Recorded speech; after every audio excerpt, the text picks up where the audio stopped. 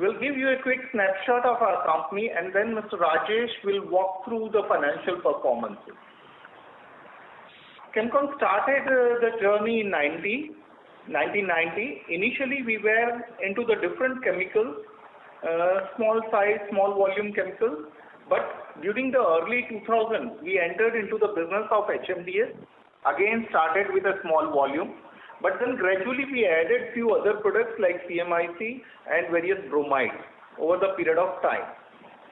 Today, we are leading manufacturers for the products that we manufacture like HMDS, CMIC and inorganic bromide. Our product performances, to brief them, HMDS, the performance of this product has been good due to ongoing momentum in the pharma industry. We are the largest manufacturer of HMDS in India and the second largest in the world in terms of real-time production as well as the installed capacities. It is primarily used in the pharmaceutical industry. It can also be used in other industries like semiconductor industries or for organic synthesis. For the year 21, HMDS has contributed nearly 50% of the total revenue of company, of which 84% of HMDS revenues are being contributed from the domestic market and around 15 to 16% is being contributed from the international exports. Performance of this product has been good due to ongoing momentum in the pharma industry. The demands remain high. The shortfalls have been met from the international suppliers. The other product, CMIC, it is an antiviral drug intermediate product which is the key intermediate for an anti-AIDS or anti-hepatitis B drug, that is tenofovir. Demand for this product has been very strong throughout the year. We have registered a production volume of 1800 metric tons with a revenue of 84 crores, contributing around 35% in the financial year 21. Split between the domestic market and the export market has been almost equal for this product. We do not have recent data, but we have the sense that we have attained the #1 position for this product globally. In other words, I would say we have become the largest manufacturer of CMIC in the world on the basis of the real-time production. For the oil well completion chemicals, we produce inorganic bromides called calcium bromide, zinc bromide, sodium bromide, and such things. These are commonly used as completion fluids in the oil field industry. These bromides are generally used in oil well projects. This segment has shown some revival in the last few months of second half H2 financial year 21. But overall, the business has been soft and near 31 crore could be contributed. That is 13% of our total business. It is very difficult to forecast this segment, but we anticipate this segment to come back pre-COVID levels in second half of 22 once the global business environment gets stabilized. Apart from these three products, we have also added 4-CBC, 2,5-DHT and high purity HMDS as the products into our basket. 4-CBC is an intermediate used in pharma industry as well as agrochemical industry. It is used for the preparation of pyrazinamide and a medication used for treatment of TB, tuberculosis. It can also be used for the weed controls in maize and sugarcane. We have commercialized this product and contributed a small revenue of 3 crores in the financial year 21. 2,5-DHT is predominantly used in pharmaceutical industry in the preparation of potential antiviral and anti-tumor agents. It is a key starting material for lamivudine. The company is in the process of commencing the productions of 2,5-DHT. In HMDS, for the high purity HMDS, approval takes a little bit longer time, hence we predict this product to pick up gradually during the current year. Our manufacturing facilities are located at Manjusar. It is in district Savli, near Vadodara, about 10 kilometers outskirts of Vadodara, being Gujarat. Within our manufacturing facility, we have currently 7 operational plants along with 3 warehouses for storage of our products and raw materials. We also have an in-house laboratory and our manufacturing facilities to test raw materials procured and the products at various stages of manufacturing process. As stated earlier, we are enhancing our capabilities of manufacture of intermediates within the same premises, the extended premises, by way of putting up the new plants, plant number 8 and plant number 9. We call it as P8 and P9, which will further increase our strength for the existing product portfolio as well as added products. Due to second wave of pandemic, the project commercialization has been delayed by approximately a month or so. We expect both these units to commence their production by Q2 22 and Q3 22 respectively. Products added in these 2 units will be a mix of new as well as old products. We will be adding few more capacities of CMIC and other new products catering to high demand in the domestic market. P8 and P9 will be multi-purpose facilities which will give some flexibility to add products based on the demand. Over the years, we have lots of efforts to build technical expertise to handle this chemistry. Moreover, some of the raw materials that we use are such as bromine, methyl chloroformate, that is MCF, trimethylchlorosilane, that is TMCS, which are highly toxic and highly corrosive chemicals, some of them phosphonated and siliconized.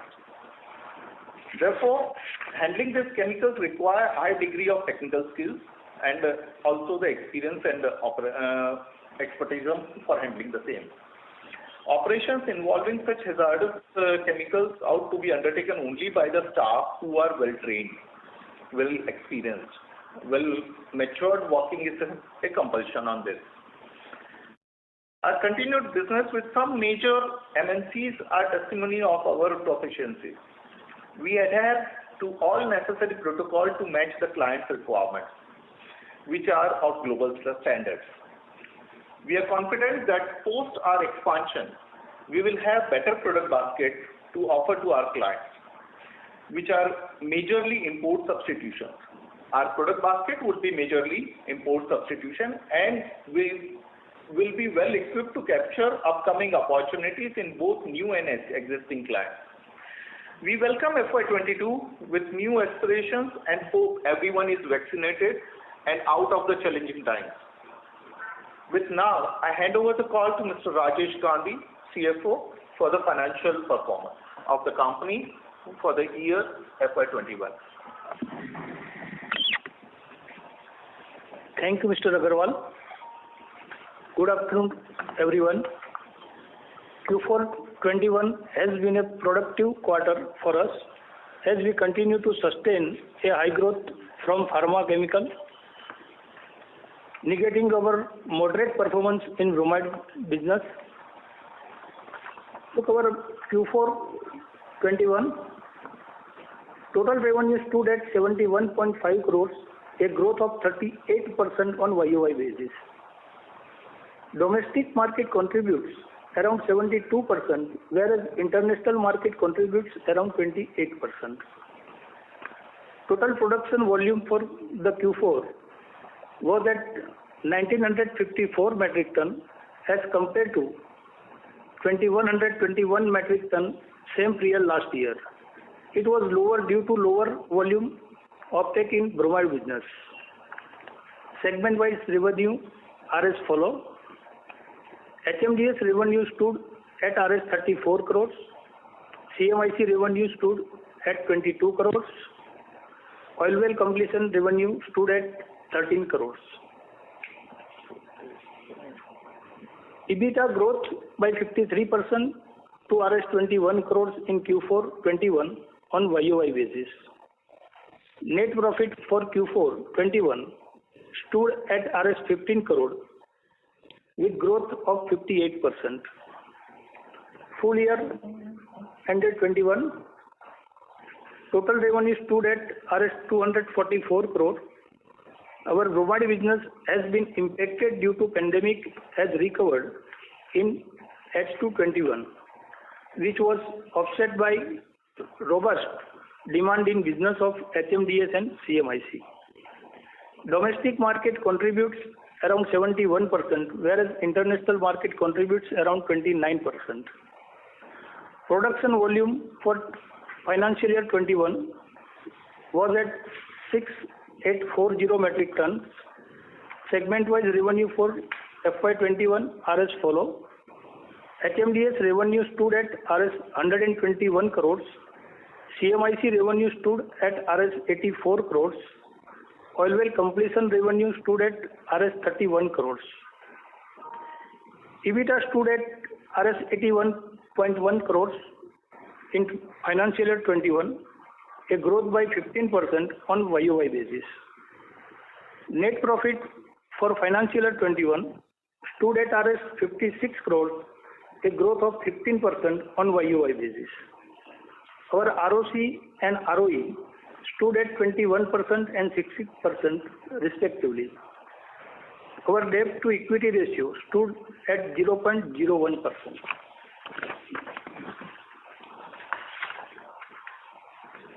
Total capital expenditure incurred for financial year 21 has been Rs 38 crores, of which is 27 crores has been done through internal accrual and balance from IPO proceedings.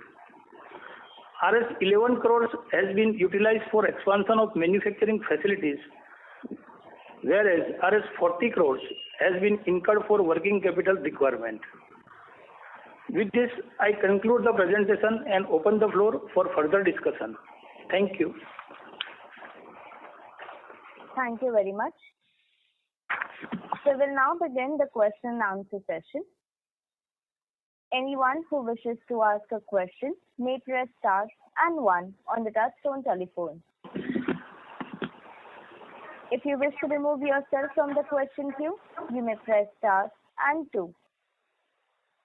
Participants are requested to use handsets while asking a question. Ladies and gentlemen, we will wait for a moment while the question queue assembles.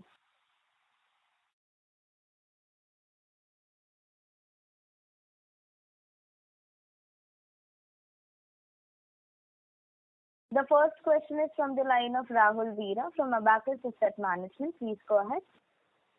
Hi, sir. So just want to understand, like in our presentation, we have given that our bromide business had utilization of 13%. So with the current crude prices up close to $70, do we see some positive trend there in terms of prices as well as volume, sir? Can you give some guidance there? Yeah, with the price of crude inching to $70 or roaming around $70, well, the inquiries have, the projects, new projects have started pumping in, and the requirements have, means H2, if you see, there is a movement of material of worth about 31 crore, as well as in the current year also, year 22, there are good mobilizations of the product.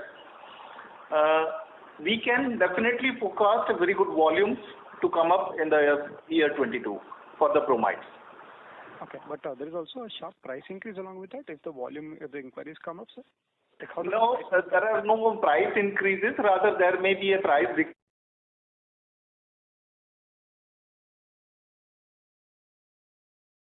Demand is very low compared to the availability of the product in the international market. We had seen the recession, and hence the stock holding of the manufacturers is there. Okay. We don't advise any price increase in this product, in at least for 1.5 quarter. Okay. And in terms of, sir, long term, our CMIC is more or less 100% utilized. So it's largely going to be HMDS and the new capacities for the new products that are coming up. That will drive the growth over the next 2 years. Is that the correct assessment? HMDS, we already have the installed capacities. It is a factor of utilization. We are attempting to utilize more and more out of that. And we had taken it to nearly 3,000 tons in the past year. We intend to take it to about 3,300 tons in the current financial year. In respect to CMIC, well, with the plant new upcoming, the plant 8 and 9, plant 8 will have the flexibility to be utilized for CMIC.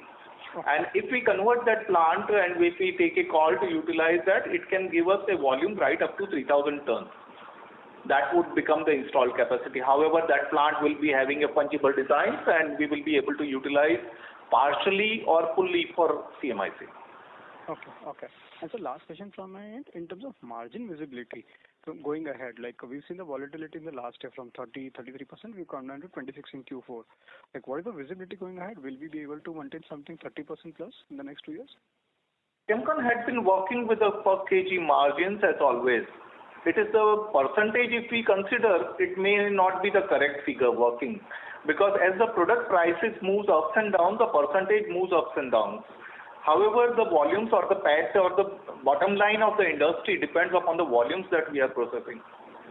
Okay. We have always been remaining working with that, and that has given the performance accordingly. Say for example, if the HMDS is 700 rupees, the margins are 200 rupees, it comes to somewhere about 30%. And if it is 500 rupees and margin is 200 rupees, it comes to 40%.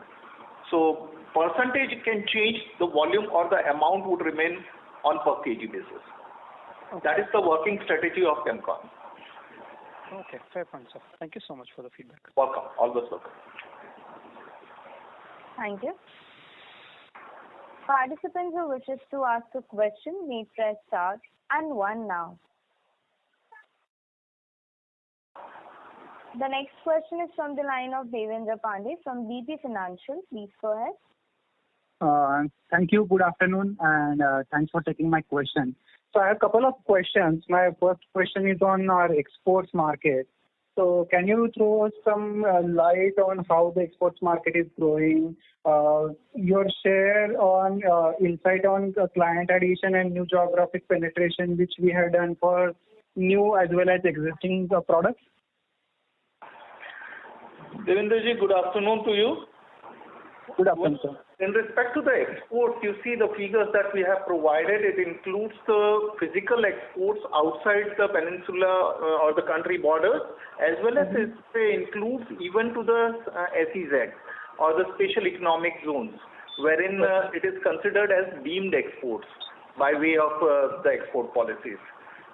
So the figures that one we are saying it is export physically, it may be or may not be have been exported out of the country, but in the books of accounts, it is considered as exports. Sir, did we face any issue because of this Suez Canal blockage? Our incoming raw materials coming from that area got delayed, but we had ample stocks and that could take care of the working, and we have not been impacted because of that. Got it. And sir, my second question would be on our capex. So whatever the capex which we have planned for next 2 years, can you give us some highlights on that and how that capex would be utilized? In principle, the IPO proceeds we had mentioned 41 crore of rupees to be utilized for the capex. That is an ongoing process and we are utilizing that. The investments have already been done to the extent of about 38 crores, which includes about 12.62 crores for the additional land that was been acquired last year. And out of the 38 crores, we have just utilized about 11 crores from the IPO proceeds, and balance has been utilized from the internal accruals. Got it. And sir, for FY21, in respect to further working, we have enough space for the plant number 10 and 11. So that we are proposing, because we have enough of accrued capital, we would be utilizing that for expansion. Okay. So you mean that the entire capex would be funded through internal accruals and no debt would be taken for the capex, right? In today's era, we do not forecast for that. We feel it would be enough. The internal accruals, the cash accruals that the company is able to generate should be enough to take care for the next couple of years for the expansion. Got it. That answers my question, sir. I will join the queue if I have any further questions. Thank you. Welcome, Devendra. Welcome always. Thank you. The next question is from the line of Kunal Pavaskar from InCrowd Capital. Please go ahead. Hi, my question was on working capital, margins and RM, necessity for keeping RM adequate amounts, as you had, I think, explained in an earlier call. Can you explain how company is thinking about WC days management over the next 1-2 years, plans to reduce them, and concurrently what happens to margins and what happens to trade terms, and how do customers react, etc. What may be the attendant issues? You see, the margins of Chemcon are related to the international working. The pricing of the product is internationally controlled by many of the manufacturers.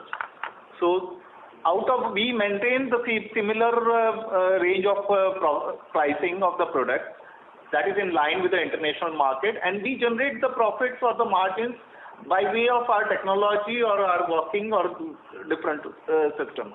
It is related even to the procurements.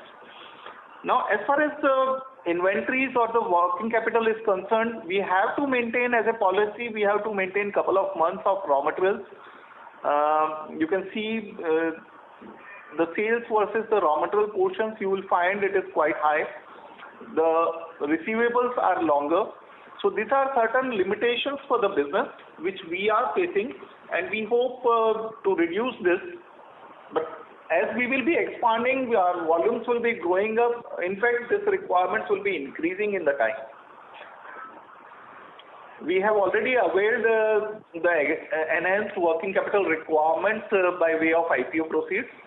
We had projected the requirements of additional finance for working capital, and will be utilizing that. Okay, sir. What I meant was, I recall in the DRHP there is good detail about how, and it was in line with that. I do recognize that, for example, TMCS has high fluctuations, can have high fluctuations at times, and for that reason, once you had, I think, mentioned that you do need to keep that on stock, like you just said. But is there any scope for discussions with customers? I don't know, in terms of contracting, where some of the WC pressure on the company can be reduced in lieu of slightly reduced margins even, but that reduces balance sheet risk. Is there any chance for that? You see, balance sheet amounts reduction, there are various methodologies that can be adopted, but then there is a cost to that. And employing that cost will reduce the margins for the company. So it is a call to be taken by the management whether we should continue maintaining this higher margins or we should curtail down the margins on that. So as for the financial position of the company, we are holding that. Okay. I'll come back in the queue. I'll come back with some additional questions after others are done. Thank you. Sir. Okay. Yes, please. Thank you. The next question is from the line of Jigar Walia from OHM Group. Please go ahead. Hi, congratulations and thanks for the opportunity. My question pertains to our inorganic bromides, which are largely used as completion fluids in our oil field. Just wanted to understand if we get cues from some other entities or other companies, so something like an ATBS, which is also used in enhanced oil recovery. Could we see these kind of products moving in tandem to kind of take indirect cues for Chemcon? Mr. Walia, I'm not clear on your question. Can you please? Yes. Yeah, I will try to explain. So what I understand, the inorganic bromides that we use are more used into the oil and gas industry rather than the pharma industry. Right. Right. Second, if we are, since we look at other companies also which are, say, into ATBS, etc., and like Vinati, etc., which have been also, and we look at the expansions, etc., the growth indications coming in from that side, and those products also, to an extent, are used in the oil and gas for the enhanced oil recovery, etc. Yeah. So, can we take cues that from one industry to the other in terms of the parallels, in terms of understanding where the traction is growing? A follow-up to the earlier question with the oil price coming back to at 70, etc. So, no, Mr. Walia, you see the application of the product. takes care of the business strategies. Now, the products that are being used as a regular consumable product with the oil and gas industry, their requirements for their flow will be different. The product that we manufacture as bromides are the completion fluids. Now, these fluids are utilized as a capex only. It is one-time utilization of the new project. Understood. Also being a chemical. So the application-wise, it is a different source, different working system. We cannot compare the two. Understood. Very helpful. Very helpful. So my next question pertains to our P8 and P9 expansions, which are in Q2, Q3. These would be mostly by the end of the quarter, or should we expect some numbers in the quarter as well? It's a short-term question here. We can consider by end of September, it should be operational. End of September, the P8? P8 should be operational. Okay. And similarly, end of December, you can. End of December. Perfect, Yeah. perfect. And over the slightly medium term, etc., how should we kind of look in terms of the capacity ramp up or the overall volume expansion going ahead? For the CMIC, we are trying to improve the process parameters and taking the productivity a better one.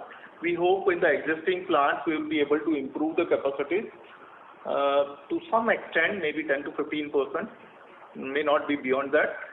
And the real capacities can come up by way of P8 only, which will be in Q3 and Q4, we will be able to utilize that. Yeah, my question was more pertaining to P8, P9. How should we look at the ramp up in capacity utilization at P8, P9? Half year capacities we will be able to utilize in P8 for the current year, which will be giving us additional business or the revenues to some of the new products, or can be utilized even for the existing CMIC. Got it. So basically 50% utilization for H2 for P8 and Q4 for P9. Yeah, P8 half year, 2 quarters, and P9 1 quarter. And 50% for the respective quarters. Sure, sure. Thank you. Thank you so much. Thank you. Thank you. The next question is from the line of Rohit Nagraj from Sunidhi Securities. Please go ahead. Thanks for the opportunity, and good to know that the projects are going on schedule, hardly a delay of 1 month. So the first question is in terms of the industry volume growth. So as I can see from slide 15 of our presentation, generally globally there is an excess capacity in both HMDS as well as CMIC, and we are trying to get the import substitution. So how is it possible for us to tap this market? Is it that we are playing on the pricing part, or is it something different because of which we feel that our newer capacity expansions also will be completely utilized in the medium term? So what's the thought process on this? Thank you. Sumit, the thought process on the product working is that you see the existing capacities are enough. We are falling short of production. The requirement of the domestic countries requirement tons for HMDS, we are able to near volumes of 3,000 tons. There is still a gap of about 2,000 tons under imports. We are commercially at par, technically at par. Our product is accepted by almost all users across the country. That would give us the country's requirements to be taken care from the additional production.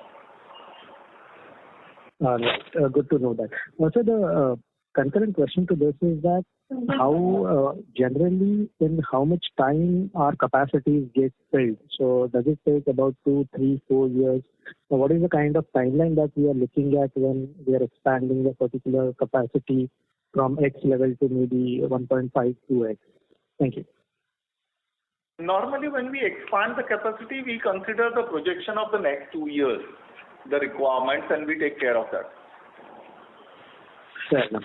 So the second question is in terms of our R&D. So how our R&D is positioned in terms of new product development, process development? Because currently we are dealing with probably a few number of products, but from a 3 to 5 year perspective in terms of diversification of the product basket as well as from a long-term growth perspective, how are we placed? Thank you. Sumanji, we do not have R&D. We have PD, product development. We do not do research, but we do redevelopment of the engineering of the product. The chemistry remains the same. The engineering keeps on upgrading. We work on engineering. Our product development increases the efficiencies, it brings down the solvent consumptions, the process timings, the capex, the safety of the processing. That is where Chemcon works. Chemcon does not do R&D as on date. So my teams, the engineering teams as well as my chemist teams are always on the work for the new products, which would be import substitutions mainly. Right, got it. Thanks a lot for answering questions and best of luck. Thank you. Welcome. Thank you. Participants who wishes to ask a question may press star and 1 now. The next question is from the Rajni Sahu from Health Investment. Please go ahead. Hello, good afternoon all. Thanks for taking my question. I want to ask about HMDS chemical which you produce is also used in coating of semiconductors. So could you please give some percentage of how much revenue of HMDS is from semiconductor, and also is there any increase in demand for HMDS for semiconductor as we are facing global shortage of semiconductors? Thank you. We have recently put up the plant for high purity HMDS to be utilized in the semiconductor industry as well as for the pharmaceutical rubber manufacturing, silicon rubber, high purity rubber manufacturing for that. The acceptability or the approvals and movement of this product into the market takes very long time, and it is longer than what we anticipated even. The semiconductor industry, the coating, it is taking more than what we expected at the time. We have not been able to utilize up to the mark of HMDS high purity products. However, we got initial supplies. The inching has been initiated. Educative supplies have been done. We cannot say there is a margin, there is an appreciable or there is a revenue that should be considered as an important revenue for the balance sheet. But well, the flow has started, that can be assured. Okay. So is there any percentage of revenue that you are generating from HMDS for semiconductor? It won't be in percentage, maybe 0.5% or so. So I don't say that it has got a weightage on the balance sheet or the P&L account. Okay. Thanks so much. Welcome. Thank you. The next question is from the line of Nimish Mehta from Research Delta Advisors. Please go ahead. Yeah, thanks for the opportunity. Firstly, when I was looking at your presentation, I think it is also related to other participants who have inquired, the HMDS, amount of import that we do, domestic import, is about 1622 metric ton, versus our own production capacity of 2650 metric ton. So when we are looking at import substitution as the way forward for our growth, how will this happen in HMDS, or are we looking at export growth only in HMDS? Because our own production is higher than the domestic import, almost twice than that, roughly that much. Mr. Nimish, there is some gap in understanding. That if we go through the import data of the country, the total imports of HMDS is more than 5,000. The total requirement of HMDS for the country is more than 5,000 tons. 3,000 tons is manufactured last year by Chemcon, and balance is from the imports. And that's the market we are attempting to penetrate by way of increasing our production. Okay. I'm by the way looking at the presentation that you had uploaded, in which it is written domestic import at about 1622 metric ton. Nevertheless, but the numbers you mentioned are the total gap in import. The requirement is still about 3,000 metric ton, right? Versus our own production about 2,000 metric ton. 2,000 metric ton, but our own production is already at 2,650 metric ton. So against a total requirement of 5,000, 3,000 has already been manufactured and supplied by Chemcon. The balance of 2,000 is from the imports, which we intend to fulfill by way of additional production. So we are the only one who are kind of supplying domestically. Is that how it is then? Yes. Oh, okay. We are the only one. We are the only one. And we don't see any more competition. I mean, basically, we will be able to kind of fulfill the rest of the need as well through our own capacity augmentation, right? Nimesh, there are a lot of barriers for the entry of this product, which you can see through the presentation. However, we cannot stop somebody. No, understood. Correct. Second, I again trying to understand more. You mentioned about linkages to crude pricing. So is it, is the crude price linked to the input costs or raw material costs or our own product pricing, or both? I think crude price is related to the new projects coming up for drilling, for getting the new or the additional crude oil. And one of the products, that is bromide, that is related to new drilling for crude oil. So that is how we are linking that with the crude oil prices. If the prices are higher, new projects for drilling would come up, and as they would come up, the demand for bromide would come up and would be impacting our sales. That is how we are linking that with the crude oil prices. There is no raw material that has been consumed by us, of course, except for fuel. No otherwise raw materials that are petroleum-based products that Chemcon is consuming. So we will not crude oil prices directly. Okay, understood. Thank you very much. Yeah. Very much. Thank you. The next question is from the line of Kunal Pawasar from Ingrowth Capital. Please go ahead. Thank you. My question was on the expansions that are to happen, and for the filings that the company has made, presumably they are going to be within that list. They may be low tonnage in certain respects, but in terms of contribution, I believe they'll be higher. So maybe 3 years, 4 years from now, when some of the things from P8, 9 are done, and beyond that, when you have even 10 and 11, so maybe take a 5-year view.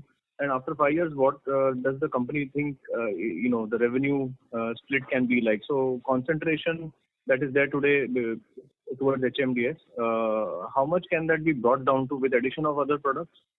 Thank you. You see, that will depend upon the products that we add. If it is a high value, low volume product, the contributions may be different. If it is low value, high volume product, the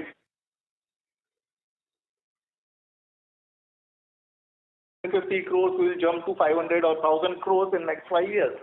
Without giving that figure, yes, we are continuously expanding, and please don't expect the P10 and 11 to be completed in next 5 years. We are targeting that to be completed within the next 2 years. Okay. Sorry. Okay, I got that wrong. Thank you. Welcome.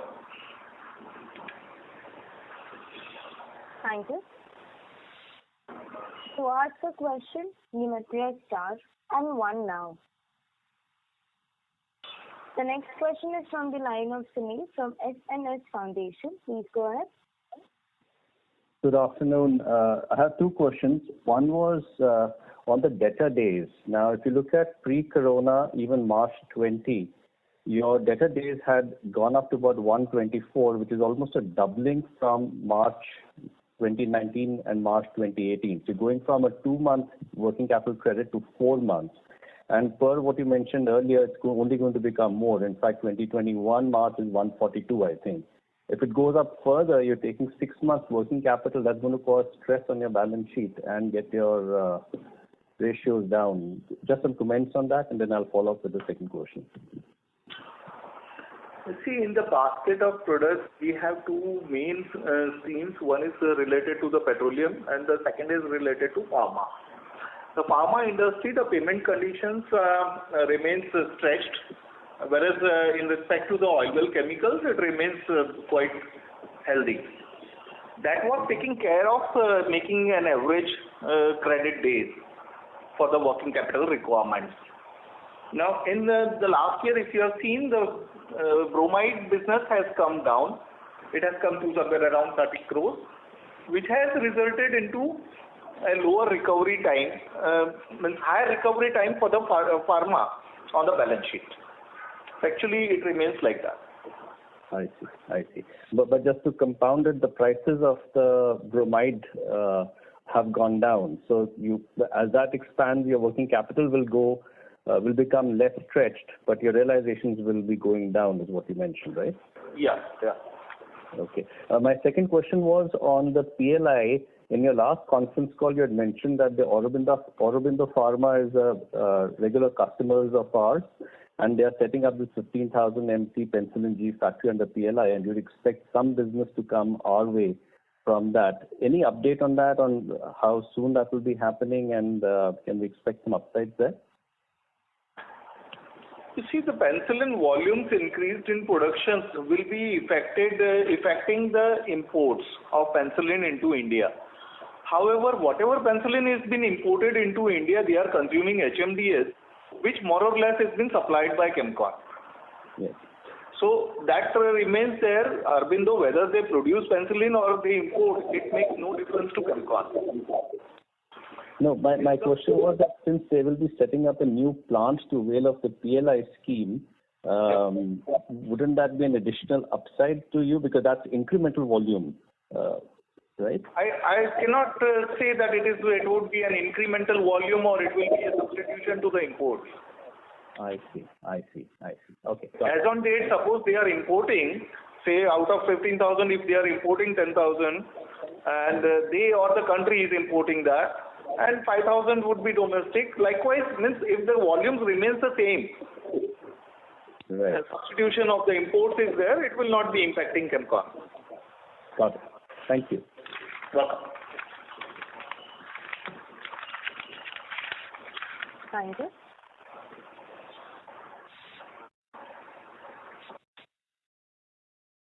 The next question is from the line of Chetan Ramani from Ramani Holidays. Please go ahead.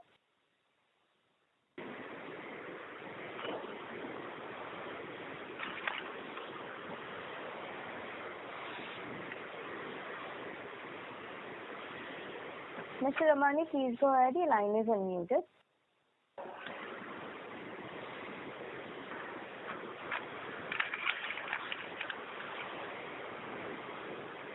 Mr. Ramani, may be requested to unmute yourself if muted from the handset.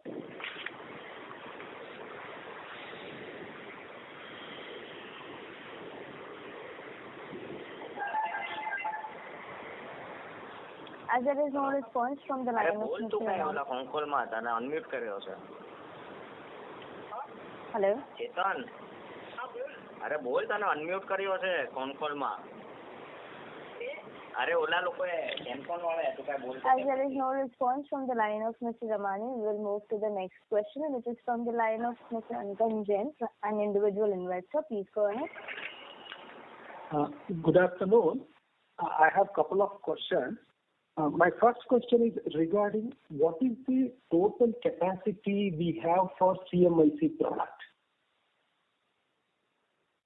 The total capacity of CMIC is about 1,800 tons. Okay. So in the investor presentation, it is given as, P6, we have like multi-purpose capacity, CMIC, 4-CBC, and 2,5-DHT. Right. So I believe we can manufacture CMIC in P6 also. Right. So if that is the case, as and when you decide to manufacture CMIC in P6, till the time P8 is ready, how much capacity is available for the manufacture of CMIC? The total capacity that we will be able to manufacture post commissioning of P8 would be about 3,000 tons. No, sir. I'm asking pre-commissioning of P8 because we are already running at full capacity. We have the flexibility to convert part of the P6 to CMIC, and we can avail about 600 tons out of that. 600 tons per year or? Yeah, per year. Per year. So that means we have this 600 tons of additional quantity available for this 2 quarters. Sure. Okay. So my second question is little bit technical. I was going through the RHP where it is mentioned that there are two ways to manufacture HMDS. Yes. One is using PMCS as a starting raw material, and the second one is using HMDO as the starting chemical. Right. So is it correct that if you are using CMIC infrastructure to make HMDS, you have to use HMDO as the raw material? If you are using TMCS, we don't have to use HMDO. It is either of the two. No, sir, you didn't get me. If we are using CMIC infrastructure or the facility to make HMDS, do we have to use HMDO as the starting raw material?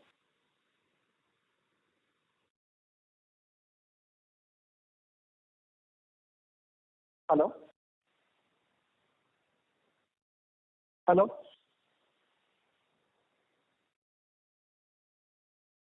Hello?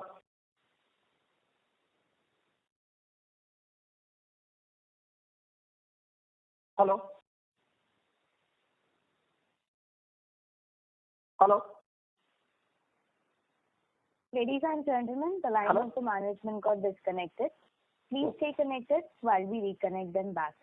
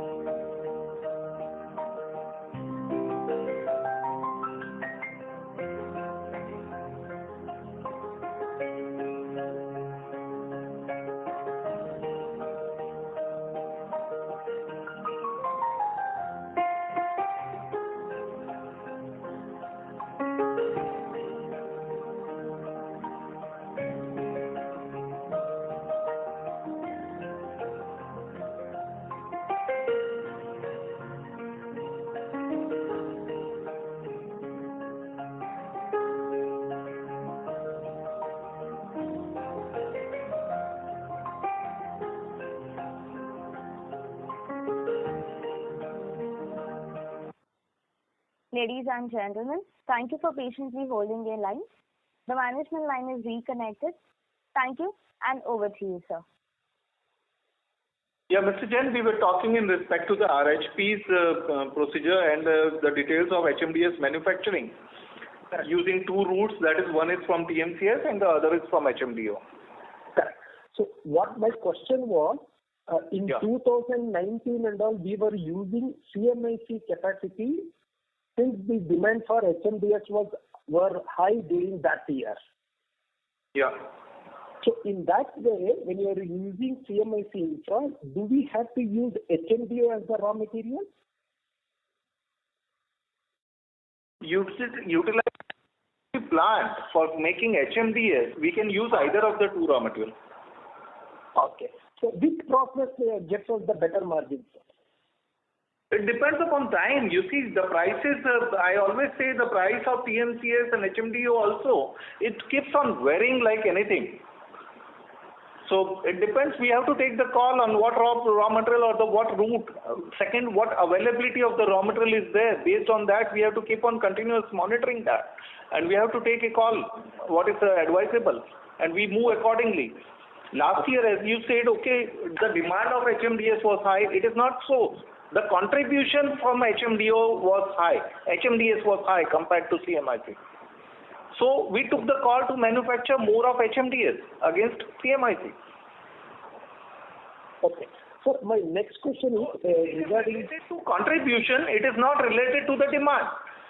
And contribution, the processing remains the same, but we have to take the call upon the availability of raw material and costing of individual products. Okay, fair enough. Got it, sir. Got it. So in the investor presentation, slide number 16, where regarding the production of HMDS, it says some outsourced capacity on 3,003 metric ton of production. Does it mean that we are depending on some vendors to manufacture HMDS? The outsourced capacities, this were related to an accident that we faced, and during that manufactured temporarily the distillation part, we got it done from some other source. So that was including the outsourcing one. Achha. So otherwise we manufacture the entire HMDS within the company. 100% activities are done in-house within the plant only. Okay. So if I'm allowed to squeeze in one more question, I just wanted to know who are the competitors for this high purity HMDS? Domestically, we do not have any competitors. We have a couple of international competitors like Shin-Etsu, Wesser-Chemie, and Shincha, a Chinese company. Oh, so these are basically Chinese companies only? No, one is Japanese, the other is European. Okay. Now, what I want to know is... Sorry to interrupt you, Mr. Jain. May I request you? We have participants waiting for their turn. Okay, madam. Thank you. Thank you. The next question is from the line of Vinod Chandra Agarwal, an individual investor. Please go ahead. Good afternoon, sir. Thanks for the opportunity. Are you able to hear me? Yeah, I'm able to get you. Yes. Sir, I have a question about in the last quarter presentation, I would say that we had an approval of 44 products from the government authority. And currently we are only producing products. So, I just wanted to understand, our plan, when we are planning to launch these remaining products. Because I heard that, we are planning kind of a 2 to 3 products in a year to launch that. So, I'm just kind of confused that how long it will take to launch all these 44 products. Vinodji, as a policy of Chemcon, we may not be launching all the products even in the lifetime of Chemcon. You see, these permissions we had taken for some of this 44 products. This is in respect to taking the capacities enhancement and manufacturing of some of the chemicals out of the list. The volumes may change from the list. Say, for example, if there are 10 products of 100 tons each, we may manufacture 2 products into 500 tons, and totally it may become 1,000 tons. So the products that we have listed upon are related to the volumes and not related to the individual products. Please be clear, we will be utilizing the volumes against that. The total volumes we will be utilizing promptly. We will not be taking longer time. Okay. So these are the kind of the bunch of the product, the volume of the product for which we have the approval, right? Rather than the product. Yes. Okay, understood. That's all from my side. Thank you. Okay. Thank you.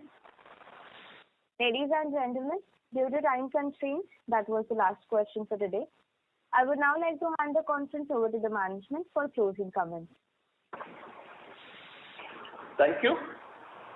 There's a tremendous growth of opportunity for us as we penetrate deeper into the pharma space and suffice the requirements as chemical supplier, as specialty chemical supplier. Growing needs of pharma MNCs will be the key driver for our growth, where we are identify and capture the import substitution products. Our role in this growth opportunity will be facilitating them to have sustainable partner in the long term. Parallelly, we are also expanding our products portfolio, and over the next couple of years, we will grow in our business. Thank you for everyone. Thank you to everyone for joining us today on this earnings call, and wish you all good day ahead. Thank you. Thank you. On behalf of Ambit Capital, that concludes this conference. Thank you for joining us, and you may now disconnect your lines. Thank you.